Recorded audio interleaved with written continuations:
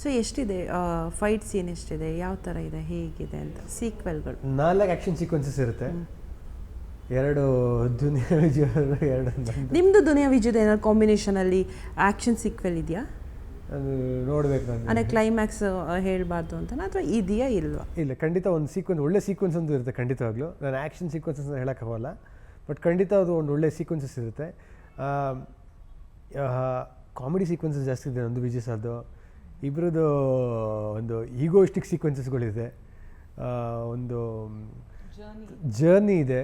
So ನಾನು ಹೇಳಿದ್ನಲ್ಲ, ಈ ಸಿನಿಮಾದಲ್ಲಿ ಹೀರೋ ವಿಲನ್ ಅಂತ ರೆಗ್ಯುಲರ್ ಫಾರ್ಮ್ಯಾಟಲ್ಲಿ ಇಲ್ಲ. ಈ ಸಿನಿಮಾದಲ್ಲಿ ಹೀರೋ ವಿಲನ್ ಅಂತ ಇಲ್ಲ. ಏನು ಸಿಚುವೇಶನ್ ಅವ್ನು ಹೀರೋ, ಸಿಚುವೇಶನ್ ಇವನು ಹೀರೋ ಅಲ್ಲ, ಸಿಚುವೇಶನ್ ಒಂದು ಕಾಮಿಡಿಯನ್ನು, ಸಿಚುವೇಶನ್ ಇವನು ವಿಲ್ಲನ್ನು. ಸೊ ಇವತ್ತು ಅವ್ರಿಗೆ ನನಗೆ ಒಂದು ಪಾಯಿಂಟ್ ಆಫ್ ಟೈಮಲ್ಲಿ ಅವ್ರು ಒಳ್ಳೆ ಥರ ಕಾಣಿಸ್ತಾರೆ, ಒಂದು ಪಾಯಿಂಟ್ ಆಫ್ ಟೈಮಲ್ಲಿ ಅವ್ರಿಗೆ ನಾನು ಕೆಟ್ಟೋ ಥರ ಕಾಣಿಸ್ತಾರೆ, ನನಗೆ ಅವ್ರು ಕೆಟ್ಟೋ ಥರ ಕಾಣಿಸ್ತಾರೆ.